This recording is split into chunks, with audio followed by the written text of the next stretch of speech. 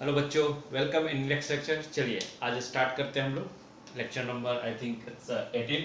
और आज जो हमारा लेक्चर है वो बहुत ही इम्पोर्टेंट है एग्जामिनेशन पॉइंट ऑफ व्यू से। ठीक है, तो चलिए आज जो टॉपिक है आपका वो है हमारा फोटो फोटो इलेक्ट्रिक इफेक्ट।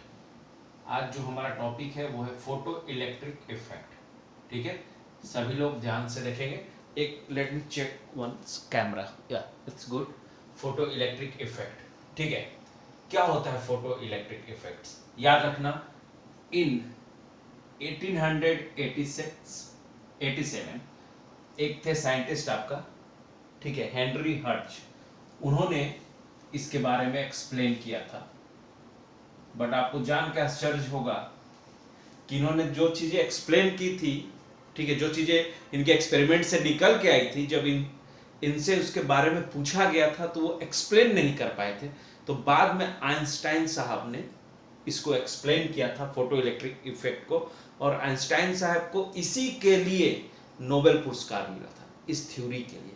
आज जो हम लोग टीवी से रिमोट चला देते हैं, ठीक है ना, रिमोट से अपना टीवी ऑन किए, आप एसी चलाते हो रिमोट से, बहुत सारी चीजें हैं, ठीक है। तो इसी के यूज से होता है फोटो इलेक्ट्रिक इफेक्ट के, ठीक है। तो चलिए स्टार्ट करते हैं। व्हेन, यहां पे ध्यान देना, when when light of, when light of, ध्यान दीजिएगा, certain frequency, when light of certain frequency strikes edge metal surface, strikes edge, या strikes on लिखो, strikes on metal surface when light of certain frequency strikes on क्या, metal surface, ठीक है बेटा, metal surface, ठीक है। electrons are ejected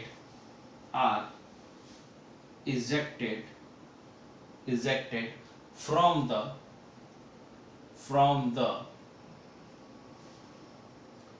surface of क्या, metal, surface of the क्या, metal। आराम से समझेंगे, पहले मैं लिख दे रहा हूं। When light of certain frequency strike on metal surface, electrons are ejected from the surface of the क्या, metal। ठीक है, यहां तक क्लियर है? ओके। these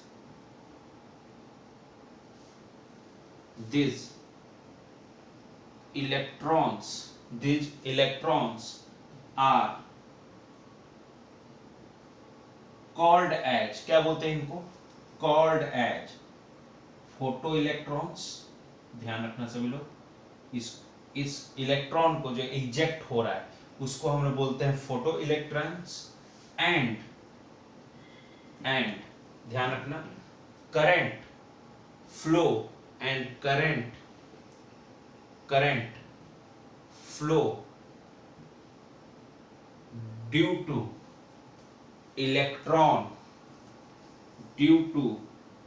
इलेक्ट्रॉन्स, ध्यान देना, is called photo current, is called क्या, फोटो करंट एंड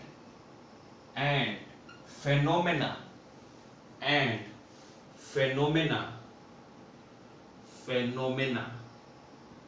ठीक है। And phenomena is known as क्या बेटा, नोन एज क्या, फोटो इलेक्ट्रिक क्या बेटा, इफेक्ट।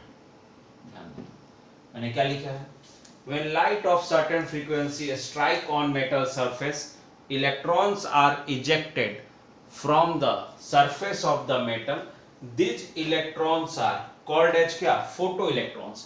ये क्या कहे जाते हैं, फोटो इलेक्ट्रॉन्स कहे जाते हैं। And current flow due to electrons, मतलब इलेक्ट्रॉन के फ्लो के चलते, इलेक्ट्रॉन जो फ्लो कर रहा है तो उसके चलते जो करंट, ठीक है, जो करंट फ्लो हो रहा है, मतलब करंट पैदा जो हो रहा है उसके चलते, इज कॉल्ड एज क्या, फोटो करंट मतलब करंट का भी फ्लो हो रहा होगा। ऑफ कोर्स जब इलेक्ट्रॉन फ्लो कर रहा है तो उसके साथ साथ क्या मूवमेंट में है, करंट भी मूवमेंट में है, ठीक है। तो इसको कहा जाता है photo current. And phenomena is known as क्या, फोटो इलेक्ट्रिक इफेक्ट। क्लियर है सभी को। देखो मान लो कि ये एक मेटल सरफेस है, ठीक है, ये मेटल सरफेस है, इस पे लाइट स्ट्राइक किया, मतलब कोई भी आप समझ लो कि कोई भी फ्रीक्वेंसी है एक लाइट की, वो इस पे स्ट्राइक कर रहा है, तो ऑफ कोर्स जब ये स्ट्राइक करेगा तो ऑफ कोर्स इस मेटल में, इस मेटल का जो ये बॉडी है इसमें क्या है, इलेक्ट्रॉन है। तो ये इलेक्ट्रॉन को क्या करेगा, एक्साइट करेगा। और जब इलेक्ट्रॉन एक्साइट होगा तो ऑफ कोर्स कि इलेक्ट्रॉन कहाँ निकलेगा, बाहर निकलेगा। समझ में आ रही बात। तो ध्यान रखना है इस बात को, ठीक है। तो देखो जब यहाँ से एनर्जी आ रही है तो एनर्जी जब इसको एक्साइट कर रही है तो ऑफ कोर्स ये एनर्जी इस इलेक्ट्रॉन को जो कि मेटल के सरफेस में है, इसको ये क्या दे रहा है, ये एनर्जी इसको काइनेटिक एनर्जी भी दे रहा है। किसके लिए, मूवमेंट के लिए, जब वो बाहर निकल रहा है। क्लियर बात है। तो ये चीजें समझनी है कि when light of certain frequency strike on metal surface, electron are ejected from the surface of क्या, metal. These electron are called as क्या, photoelectrons. Okay, and current flow due to electrons is called as क्या, बोलो, is called as क्या, photocurrent. And phenomena is known as photoelectric effect. Clear है यहाँ पर, सभी ने लिख लिया। चलो इसका जरा सेटअप देख लेते हैं, उतार लेना है सभी को, ठीक है बेटा। देखो बहुत सही टॉपिक है ये एटॉमिक स्ट्रक्चर में, तो थोड़ा ध्यान से इसको सभी लोग देखेंगे, ठीक है। अब देखो इसका सेटअप मैं बनाता हूं, ध्यान देना सभी लोग, ठीक है, ध्यान देंगे सभी लोग।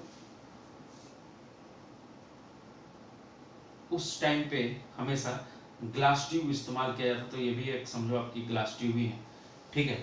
चलिए, और क्लियर है सभी को। और ये हमारा क्वार्ट्ज विंडो है, ठीक है। ये इसलिए यूज किया जाता था कि ग्लास में इलेक्ट्रॉन वगैरह रह जाते थे, बट यहाँ पे ऐसा ना हो कि इलेक्ट्रॉन कोई भी रह जाए, ठीक है। अब देखो एक साइड, ठीक है, ये दोनों साइड है मेटल, ठीक है। तो यहाँ पे जो मेटल है, ठीक है, ये जो मेटल का सरफेस है, ये इमीटर प्लेट कहा जाता है। ध्यान देना, इसको इमीटर प्लेट बोलते हैं, माने ये इलेक्ट्रॉन को इमिट करता है। और ये अपना कलेक्टर प्लेट है जो इलेक्ट्रॉन को क्या करेगा, कलेक्ट करेगा। क्लियर है यहाँ तक। अब देखो ध्यान देना, यहाँ पे मैं एम्पियर को ऐड कर रहा हूँ और यहाँ पे मैं बैटरी डाल रहा हूँ। क्लियर सभी को, ध्यान देना।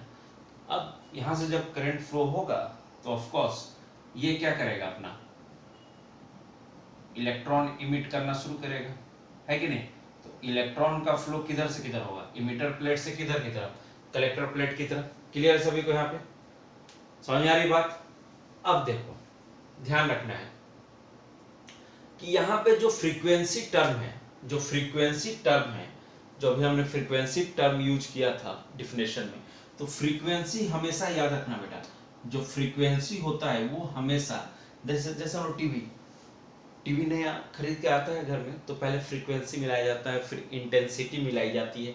तो फ्रीक्वेंसी क्यों मिलाया जाता है, कलर रिलेटेड फंक्शन के लिए, ठीक है। ये कलर रिलेटेड जो फंक्शन होगा टीवी में, उसके लिए फ्रीक्वेंसी मिलाया जाता है।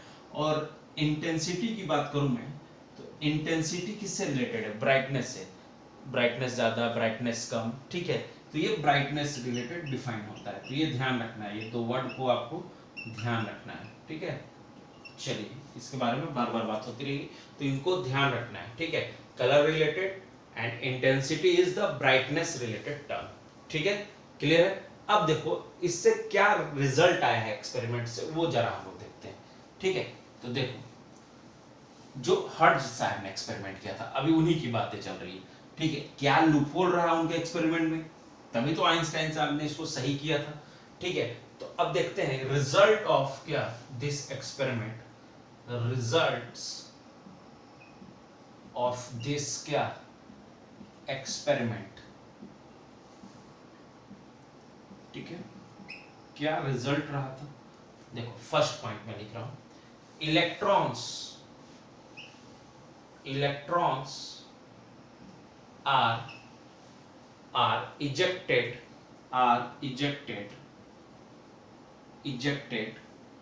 from the metal, ध्यान रखना, from the क्या बेटा, metal surface as soon as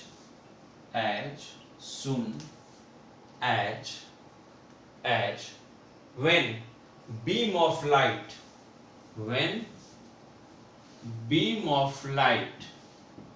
क्या, when beam of light strike the surface, when beam of light strike the क्या बेटा, surface।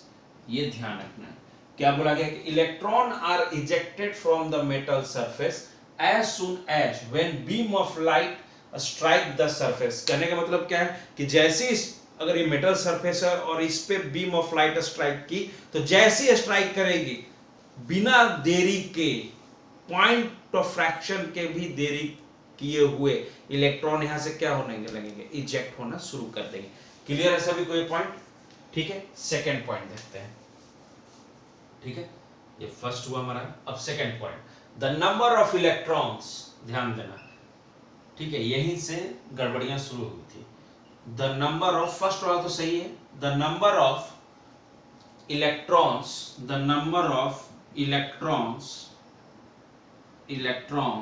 क्या, इजेक्टेड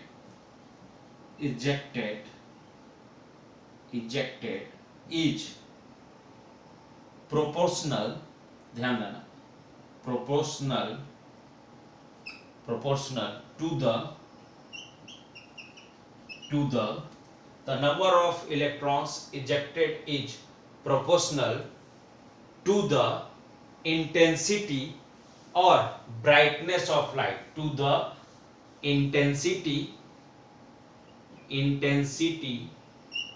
or क्या बेटा, brightness of क्या, light। क्लियर है?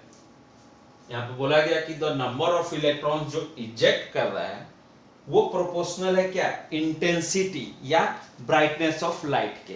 क्लियर है बात? ठीक है, चलो अब नेक्स्ट पॉइंट में लिखता हूं। ये दोनों पॉइंट हो गया। ठीक है, अब ध्यान रखना नेक्स्ट पॉइंट जो लिखूंगा। ठीक है,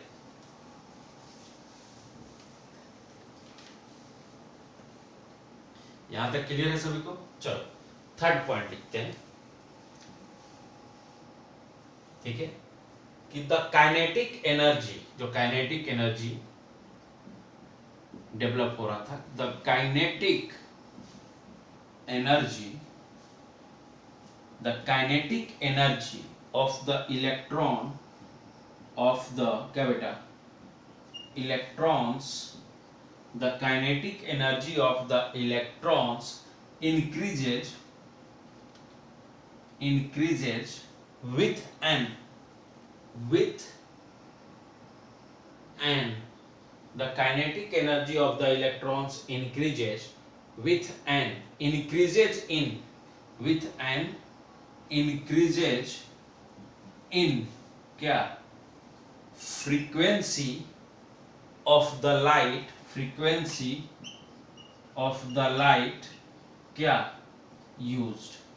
ठीक है, क्या बोला गया है, the kinetic energy of the electrons increases with an increases in frequency of the light क्या, यूज। अब देखो क्या बोला इन्होंने, देखो उसको मैं थोड़ा समझा देता हूं। ये सारे पॉइंट को एक बार देखो। बोला गया कि फ्रीक्वेंसी जो है, ठीक है, अगर इंक्रीज कर रहा है तो काइनेटिक एनर्जी भी इंक्रीज करना चाहिए इनके अनुसार, हर्ट्ज साहब के अनुसार। ठीक है, इनके एक्सपेरिमेंट के अनुसार। सेकेंड बात क्या बोला इन्होंने कि इंटेंसिटी अगर इंक्रीज कर रहा है, ठीक है, इंटेंसिटी अगर इंक्रीज कर रहा है तो नंबर ऑफ इजेक्टेड इलेक्ट्रॉन भी, नंबर ऑफ क्या बेटा, इजेक्टेड इलेक्ट्रॉन भी क्या होने चाहिए, इंक्रीज करने चाहिए। ठीक है, ये दो मेनली बातें जो उन्होंने बोली थी वो दैट, मतलब ये जो बातें थी उस समय कि थ्योरी के अनुसार ये गलत थी, जो उस समय की थ्योरी दी गई थी क्लासिकल फिजिक्स वगैरह की, उसके अनुसार ये थ्योरी गलत साबित हो रही थी। क्यों गलत साबित हो रही थी, मैं अभी लिखता हूं उसको भी और आपको समझाता हूं। ठीक है, कि उस समय की जो थ्योरी थी वो कभी भी फ्रीक्वेंसी जब चेंज करेगा, फ्रीक्वेंसी कभी भी चेंज करेगा, ठीक है, तो नंबर ऑफ इजेक्टेड इलेक्ट्रॉन पे असर होता है। ठीक है, और इंटेंसिटी जो है वो रिलेटेड है किससे, जो इंटेंसिटी है वो रिलेटेड है काइनेटिक एनर्जी से, और जो फ्रीक्वेंसी रिलेटेड था वो किससे रिलेटेड था, नंबर ऑफ इजेक्टेड इलेक्ट्रॉन्स से। ये ध्यान रखना है। कहने का मतलब है कि जो उस समय की थ्योरी दी गई थी, साइंटिस्ट ने दी थी पहले, ठीक है, दैट टाइम 1887 में, और 1887 से लेके 1905 तक यही थ्योरी चल रही थी हर्ट्ज साहब की, जब तक आइंस्टाइन नहीं आए थे। आइंस्टाइन इसके जस्ट बाद ही दिए थे इस थ्योरी को, 1905 में कंसीडर किया, उनकी थ्योरी आई, बट तब तक यही थ्योरी थी। और जब हर्ट्ज साहब से पूछा गया था कि आप इसको जरा एक्सप्लेन कर दो कि इंटेंसिटी कैसे डायरेक्टली प्रोपोर्शनल है नंबर ऑफ इजेक्टेड इलेक्ट्रॉन के, तो उन्होंने बोला कि मैंने एक्सपेरिमेंट तो किया बट मैं इसको एक्सप्लेन नहीं कर पा रहा हूं, मैं खुद को ही नहीं समझ पा रहा हूं कि ये कैसे हुआ है। ठीक है, तो जब वो खुद को ही नहीं एक्सप्लेन कर पा रहे थे, खुद को ही नहीं समझा पा रहे थे, तो आगे किसी और को तो समझा नहीं पा रहे थे इस चीज को। ठीक है, तो उनकी थ्योरी कहीं ना कहीं ये गलत मानी जा रही थी। ठीक है, तो चलो देखते हैं कि क्या क्या गलतियां उन्होंने की थी। ठीक है, दैट टाइम के थ्योरी के अनुसार, तो उसको भी लिख लेते हैं। ठीक है, फिर हम लोग आगे बढ़ेंगे। ठीक है, तो यहां पे लिख रहा हूं मैं कि अकॉर्डिंग टू, याद रखना, according to basis of, according to basis of क्या, लॉज ऑफ, ध्यान रखना, लॉज ऑफ क्या, वेव थ्योरी और क्लासिकल एक्सपेक्टेशन जो थे उस समय के, या आप बोल सकते हैं जो थ्योरी थी दैट टाइम की, जो कि फिजिक्स की थी मेरे, ठीक है, उसके अनुसार ये बोला जा रहा था कि अगर आप फ्रीक्वेंसी में चेंज लाते हो, अगर आप फ्रीक्वेंसी में चेंज लाओगे तो आपका किस में चेंज आएगा, नंबर ऑफ, किस में चेंज आना चाहिए, नंबर ऑफ क्या, इजेक्टेड इलेक्ट्रॉन में चेंज आना चाहिए। ठीक है, number of ejected electron change, ठीक है, नंबर ऑफ इजेक्टेड इलेक्ट्रॉन में चेंज आना चाहिए, ना ही कि किस में, समझ आ रही, काइनेटिक एनर्जी में, जबकि उन्होंने जो बताया था वो काइनेटिक एनर्जी में चेंज ला रहे थे। क्लियर है बात। अब देखो दूसरा पॉइंट, इंटेंसिटी जो है, ये फर्स्ट पॉइंट ही उनका गलत हुआ। फिर इंटेंसिटी जो है, जो इंटेंसिटी है वो रिलेटेड होता है हमेशा, इंटेंसिटी रिलेटेड विथ क्या, काइनेटिक एनर्जी, दैट टाइम का जो क्लासिकल कंसेप्ट था उसके अनुसार। बट उनके कंसेप्ट के अनुसार याद रखना क्या था कि फ्रीक्वेंसी किसके साथ रिलेटेड था, काइनेटिक एनर्जी, और इंटेंसिटी किसके साथ रिलेटेड था, नंबर ऑफ इजेक्टेड इलेक्ट्रॉन के, जो कि कभी भी सही नहीं हो सकता है। ठीक है, चलो नेक्स्ट, ये पहले उतार लो फिर आगे बढ़ते हैं हम लोग। ठीक है, चलिए, क्लियर है सभी को।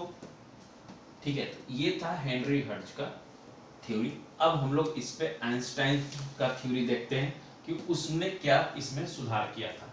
ठीक है, तो आइंस्टाइन ने जो थ्योरी दिया था वो दैट टाइम प्लैंक्स ने अपना थ्योरी दे दिया था, प्लैंक्स क्वांटम थ्योरी, तो उसी के आधार पर आइंस्टाइन ने इस फोटो इलेक्ट्रिक इफेक्ट को, ठीक है, अपना डेवलप किया, उसी थ्योरी के आधार पे डेवलप किया है। ठीक है, तो चलिए देखते हैं। आइंस्टाइन, हेडिंग डालेंगे अब, ठीक है, सभी लोग हेडिंग डाल के लिखेंगे आइंस्टाइन। ठीक है,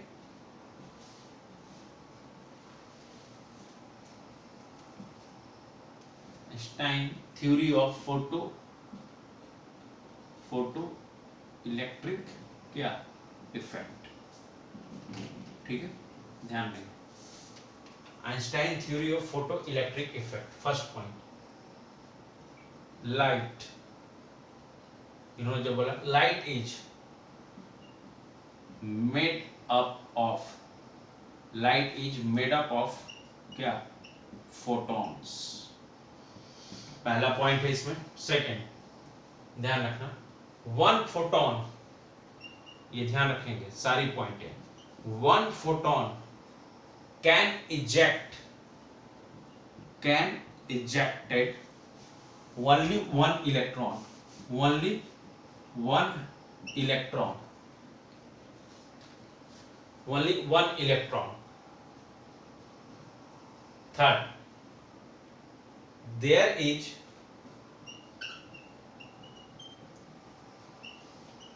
no time lag, लिखो lag, there is no time lag between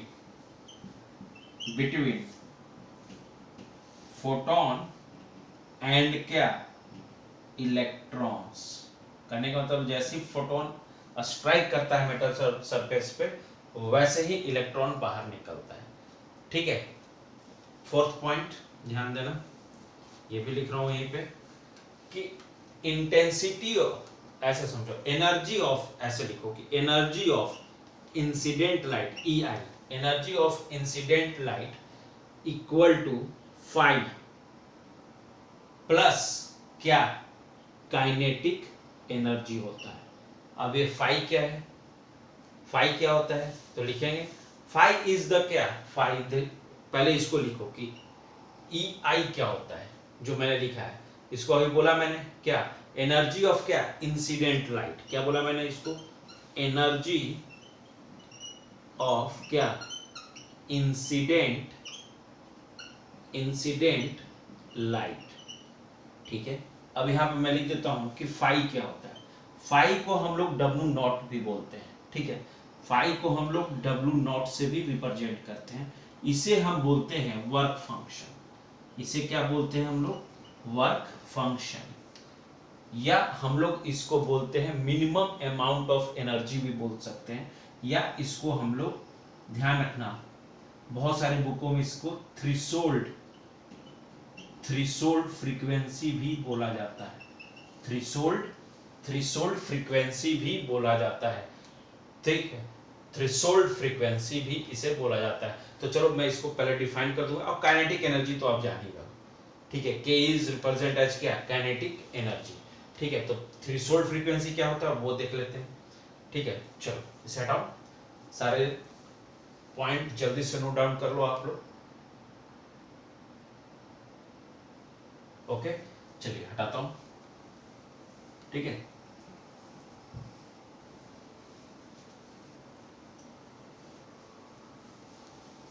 चलिए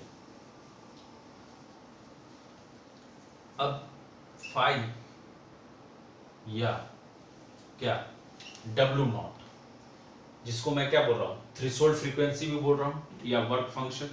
अब होता क्या है, ठीक है, मिनिमम, ध्यान देना, मिनिमम अमाउंट ऑफ एनर्जी, ध्यान देना सभी को, required minimum amount of energy required to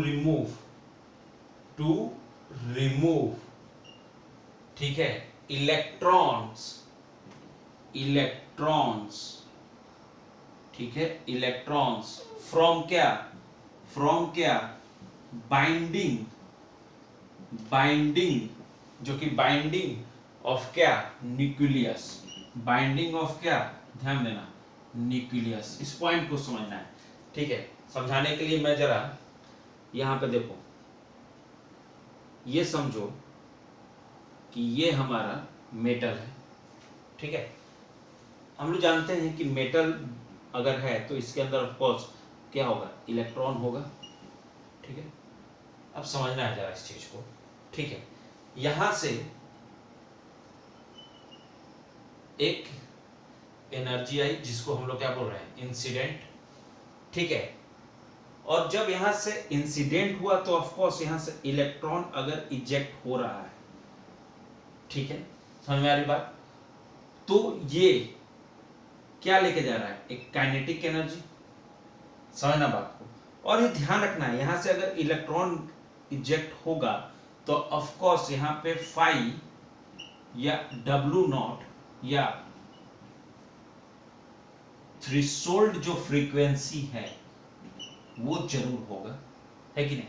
जो ये फाई है, ठीक है, ये क्या होता है, मिनिमम, ध्यान देना, ये मिनिमम एनर्जी है, मतलब मिनिमम पार्ट को शो कर रहा है। और ये जो काइनेटिक एनर्जी होता है ना, वो हमेशा बेटा मैक्सिमम पार्ट को डिनोट करता है। अब ये मिनिमम पार्ट क्या हुआ और मैक्सिमम पार्ट क्या है, सर आप बोल रहे हो। देखो समझना जरा बात को। मैंने लिखा था कि ई आई इक्वल टू क्या लिखा था, 5 प्लस क्या, काइनेटिक एनर्जी। इसी को हम लोग थ्रेशोल्ड भी बोल सकते हैं, इसी को हम लोग वर्क फंक्शन भी बोल रहे हैं, ठीक है। अब देखो ध्यान दो, देखो यहां से एनर्जी इंसिडेंट हुई तो ऑफ कोर्स ये इलेक्ट्रॉन को क्या करने के लिए, बाहर निकालने के लिए। तो इलेक्ट्रॉन देखो, अभी ये जो मिनिमम एनर्जी है ना, इसका मतलब क्या है, देखो यहां पे जो एनर्जी इंसिडेंट हो रही है और इलेक्ट्रॉन जो बाहर निकल रहा है, तो ये जो एनर्जी इंसिडेंट हो रही है, ठीक है, वो जो एनर्जी है ना, वो मिनिमम यहां पे कंट्रीब्यूट कर रही है, मतलब कंट्रीब्यूट यहां पे मिनिमम कर रही है। इस इलेक्ट्रॉन को निकालने के बाद जो सारा बचा हुआ एनर्जी है, मैक्सिमम जो एनर्जी है, वो किस में यूटिलाइज हो रहा है, काइनेटिक एनर्जी में, जो कि इलेक्ट्रॉन को कहां लेके जा रहा है, बाहर, ठीक है। यहां से इंसिडेंट हुआ, इलेक्ट्रॉन यहां बाहर निकला, पर बाहर निकलने के बाद का जो प्रोसेस है, वहां पे मैक्सिमम एनर्जी रिक्वायर्ड है, जो कि काइनेटिक एनर्जी में यूज किया जा रहा है, ठीक है। मिनिमम एनर्जी यहां पे, इसका दो पार्ट, ये एनर्जी जो है वो दो पार्ट में बटा है, एक तो फाई में और एक काइनेटिक एनर्जी में। तो मैक्सिमम एनर्जी जो इसका यूज हो रहा है ना, वो काइनेटिक एनर्जी में यूज हो रहा है, और मिनिमम कहां पे, फाई में। क्यों, क्योंकि देखो समझ लो, यहां पे आगे भी इसको क्लियर करेंगे कि अगर ये मेटल सरफेस है और इसमें इलेक्ट्रॉन है और एक लाइट यहां पे आके पड़ रही है, ठीक, और यहां से इलेक्ट्रॉन बाहर जा रहा है, तो ऑफ कोर्स इस मेटल का भी तो एक मिनिमम, इस मेटल का भी तो एक मिनिमम क्या होगा, समझ रहे हो, ये फाई का वैल्यू होगा। ये जो फाई का वैल्यू है, ये इसी मेटल का वैल्यू है ना। ये जो थ्रेशोल्ड फ्रीक्वेंसी बोल रहा हूं, ये इस मेटल का थ्रेशोल्ड फ्रीक्वेंसी है, कि अगर उससे ज्यादा इसका वैल्यू हुआ तभी इलेक्ट्रॉन बाहर जाएगा, नहीं तो इलेक्ट्रॉन बाहर जाने वाला नहीं है। अगर ये जो इंसिडेंट एनर्जी है, उस इंसिडेंट एनर्जी का, समझ में आ रहा है, फ्रीक्वेंसी का वैल्यू अगर इस मेटल के फ्रीक्वेंसी के वैल्यू से ज्यादा हुआ, तभी इलेक्ट्रॉन कहां निकलेगा, बाहर।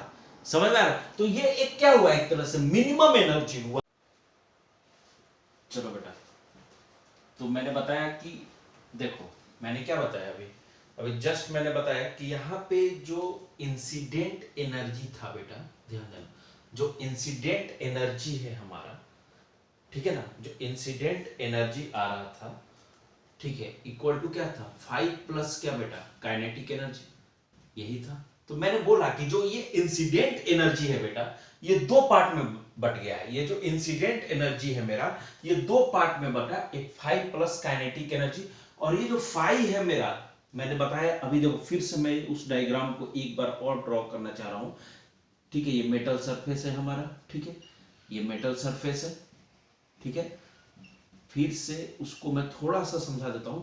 अब यहां पे इंसिडेंट एनर्जी आया था, ठीक है। अब देखो यहां से जो एनर्जी निकल रहा है, ठीक है, सॉरी, यहां से जो इलेक्ट्रॉन निकल रहा है, वो मैं क्या मान के चल रहा हूं, 5 या डब्ल्यू नॉट, या उसको तुम क्या बोल सकते हो,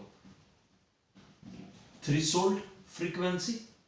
अरे बोल सकते हैं कि नहीं, बोलो, उसे हम लोग थ्रेशोल्ड फ्रीक्वेंसी भी बोल सकते हैं, समझ में आ रही बात। या उसको हम लोग मिनिमम फ्रीक्वेंसी भी बोलते हैं, ये याद रखना, ठीक है। तो अब बात को समझो कि ये, ठीक है, इलेक्ट्रॉन यहां से निकला तो यहां पे क्या, काइनेटिक एनर्जी भी है। तो मैं यही बोल रहा था ना कि ये तो मिनिमम है, कि इतना एनर्जी हमें चाहिए ही। अगर ये मेटल सरफेस है तो इससे अगर इलेक्ट्रॉन हमें निकालना है तो एक मिनिमम एनर्जी तो चाहिए। वो मिनिमम एनर्जी क्या है हमारा, फाई है या डब्ल्यू नॉट है जो कि वर्क फंक्शन बोलते हैं, या थ्रेशोल्ड फ्रीक्वेंसी या मिनिमम फ्रीक्वेंसी, ये बात सब एक ही है। बट जो मैक्सिमम एनर्जी, अगर इस एनर्जी को दो पार्ट में ब्रेक किया जा रहा है, काइनेटिक प्लस फाई, तो ये हमारा मिनिमम है, ठीक है, और ये हमेशा क्या रहेगा, मैक्सिमम। ये याद रखना है हमें, ठीक है, क्लियर है। तो अगर मैं इसको, क्योंकि ये तो हमारा एनर्जी है ना फोटोन का, तो इसको मैं क्या लिख सकता हूं, एच न्यू इक्वल टू क्या लिख सकता हूं, बोलो, एच न्यू नॉट फाई को प्लस क्या, काइनेटिक एनर्जी। तो ये न्यू क्या है, यहां पे फ्रीक्वेंसी है, बट ये कौन सा फ्रीक्वेंसी है, ये है हमारा फ्रीक्वेंसी ऑफ क्या, इंसिडेंट क्या, लाइट। समझ में आ रही है सभी को बात, ठीक है। और ये न्यू नॉट क्या है, ध्यान रखना, मैं इसको घेर रहा हूं, ठीक है। ये न्यू नॉट क्या है, ये क्या है, हमारा थ्रेशोल्ड फ्रीक्वेंसी है, यही हमारा क्या है, बोलो, यही हमारा क्या है, बोलो, थ्रेशोल्ड फ्रीक्वेंसी बोलो, या इसको मिनिमम फ्रीक्वेंसी बोलो, ठीक है। ये बात बराबर है, क्लियर है सभी को, यहां पे क्लियर है, बोलो बेटा, ओके। चलो आज हम लोग यही तक कंक्लूड करते हैं, ठीक है। आपसे मैं अब नेक्स्ट क्लास में मिलूंगा, इसको आप लोग लिख लीजिए, ठीक है, ये इंपॉर्टेंट है, इस पे आगे हम लोग और इसको इलेबोरेट करेंगे, और हम लोग इस फॉर्मूला को थोड़ा सा और सिंप्लीफाई करेंगे, ठीक है ना। तो मिलते हैं हम नेक्स्ट क्लास में, थोड़ी सी थ्योरी और थोड़ा सा ग्राफ बच गया है, और क्वेश्चन, बहुत सारे क्वेश्चन इस पे कैसे कैसे आते हैं एग्जामिनेशन में, ये हम लोग देखेंगे नेक्स्ट क्लास में। तो चलिए मिलते हैं नेक्स्ट क्लास में, तब तक के लिए thank you so much, bye, see you in next class. चलिए बच्चा लोग, थैंक यू।